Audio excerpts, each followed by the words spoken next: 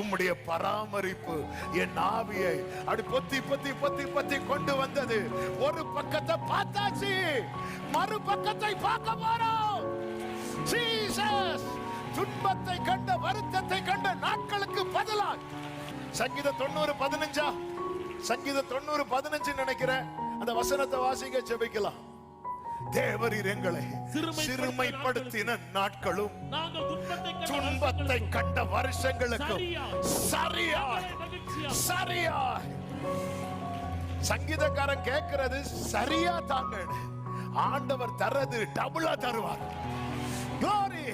நாம் வேண்டிக் கொள்வதற்கும் நினைப்பதற்கும் நன்றி தகப்பனே, நன்றி தகப்பனே.